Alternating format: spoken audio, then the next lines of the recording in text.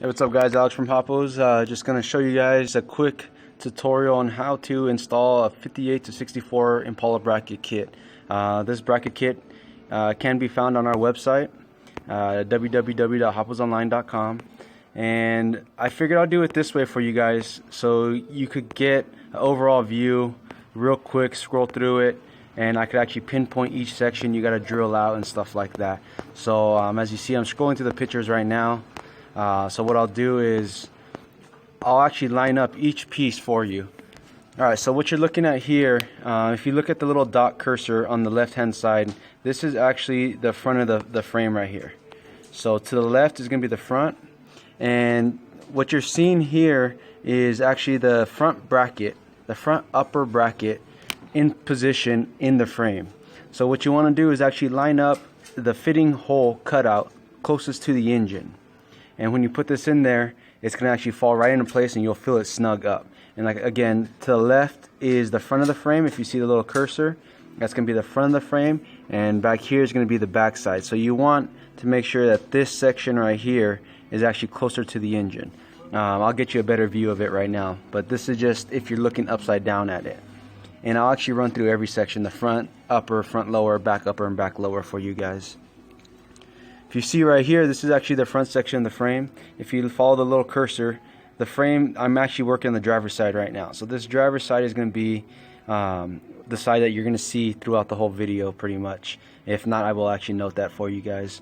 But right here, if you look at the cursor again, that's going to be the front side of the frame. This is going to be your actual pocket.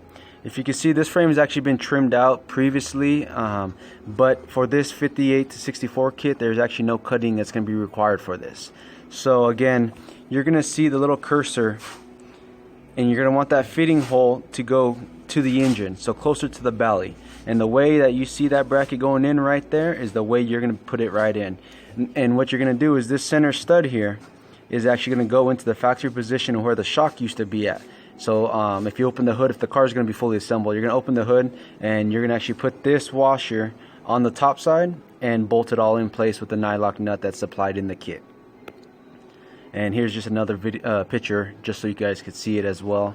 Again, front side is going to be here, and this is going to be towards the back side of the frame over here if you look at the cursor, and you're going to want to put that fitting hole to the engine. And now I'll go over the front lower for you. The front lower is very simple. So the arm that you're looking at here is also going to be driver's side lower A arm. You can see here there's going to be a hole right here for you and a hole right here. What's actually been removed here is actually a bump stop that comes factory from the car. So what you're going to do is we designed this kit to have the two matching holes to line up with those holes. So I just offset this for you guys right now so you can see the holes underneath it. In this next picture, you see that we actually laid the bracket over it for you guys. So what you're going to do is you're just going to mark these out and you're going to drill these. I normally drill them 1/2 inch, and that way it has a little bit of play. You actually want to have a little bit of slop so you could actually get the bolts in there a little easier for yourself and just make life easier for you guys when you're upside down doing it up on jack stands. So these are the holes right here that I'm talking about. You're going to drill those guys out to 1/2 inch. Once you drill those out, you're going to actually put the plate directly over it, and you're going to put a hole in here, or a bolt in here and a bolt in here. And what you're going to do here on this back side, mark it with a Sharpie, mark this one with a Sharpie, and you're going to actually drill those guys through, all the way through, and you're going to mount those with a 3/8 bolt or a 1/2 inch bolt. So we'll go on to the back lower now for you guys. So you can see here, this is going to be a full frame, fully assembled. This is going to be the coil spring, and this is going to be the coil spring perch that we always talk about. This coil spring perch here is going to stay in position. A lot of kits require you to cut it. This one actually doesn't. So you're going to actually fully disassemble the rear coils, drop the shocks. You don't have to drop the shocks completely. You could actually just drop the shock on the lower mount that's in the back, and then on the actual coil spring here, you're going to want to just pull that coil spring out of place. And the way you see this arrow is very important right here. That arrow is going to point towards your rear end. And the reason you're going to do that is because this actual center hole is actually offsetted to gain clearance on the bag for the rear end rollover. So right here is going to be, don't mind it, it is a different frame, but just so you guys can get a better idea of it and a clearer shot. You're going to have, this side is going to be actually the passenger side that we're working on. Same thing as this one, this was passenger side as well. But you're going to see here, this is the actual frame mount over here. This is going to be your rear arch. So your axles normally would sit in this, you know, general location right here. So you're going to want the center hole to line up dead center over your spring perch, and you want this arrow to point towards the rear end. So I'm showing you guys here how the bracket would sit directly on top of it once you remove the coil spring. Make sure that these are lined up dead center over the arm, and this next picture is going to show you the mounting brackets. So the mounting brackets, if you guys have noticed in our kit, it is two different shapes. Here's one shape and there's a different shape. I don't know if you guys can see that right there. The reason we do this right here for you guys is it's kind of like when you're a kid.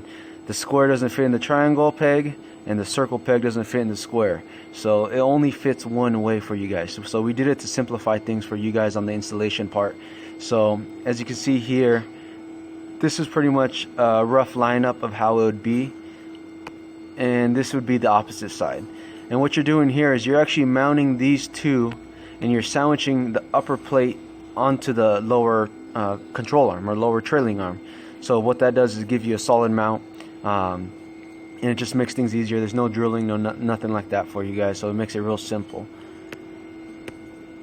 And right here again, here's just a over top view of the lower trailing arm for the rear.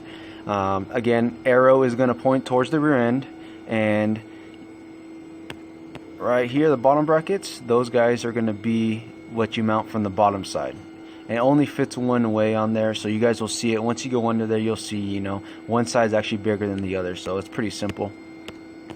So we'll go ahead and I'll get to the back upper for you guys so you guys could see it. This is going to be the back upper, and the side that we're working on right here in the frame that you see pictured is actually driver's side. So what you're going to do is, if you see this stud going up dead center right here, you're going to actually drill a hole from the bottom side up, and you're actually going to drill it. If you look at my cursor, you're going to drill it dead center of the frame. If you drill it dead center, this all thread will go right up into there, and you actually put the flat washer and nylock nut through the top, and it's going to actually mount that in place. This little tab right here that's coming off, you're going to want that to point towards the back side of the car. And the reason you're going to do that is, let me find the picture for you. It's here somewhere. Oh, maybe it's not. Okay, but the reason for this tab here is in this section where my cursor is at, you actually have a factory bump stop that's sitting right there. That bump stop, you're actually going to remove it. Pull that guy out completely, and you're going to actually replace this. This will sit flat against here once you drill this hole. So once you drill the center hole up on that perch, you push that guy all the way up. This mount right here is going to mount into the factory bump stop that used to be on that car. Once you remove it, drop in a 1/2 inch bolt. Actually, no, I believe that's a 3/8 bolt. Make sure you use flat washer, lock washer, or like we prefer crush nut or nylock. You know, so any vibration, nothing like that won't drop it loose. So that's definitely something I'd recommend. Check out getting nylock hardware. So hopefully that makes the installation for you guys a little bit easier. When we do get a full car here to do a full airbag kit, I will actually do it for you guys, so you guys will have a full video of us actually putting it in. But this right here just simplifies it for you guys, just so it's a quicker way for me to do it, and it makes things easier, as I could point out with the cursor. If you guys have any questions, feel free to call us. You know, never hesitate to call. No question is, you know, is dumb. No question stupid. Make sure you guys call us, because what's stupid is if you guys don't know how to do it and you guys guess. That's stupid. Make sure you guys call us, because we're here for you guys. If you guys, you know, get off of work at 6, we do close at 5, Monday through Friday, 9 to 5. Don't be afraid. Shoot us a message on Instagram. Hoppos909, Hoppos_Alex. Both of us will get back to you. Same thing, we have double Facebooks.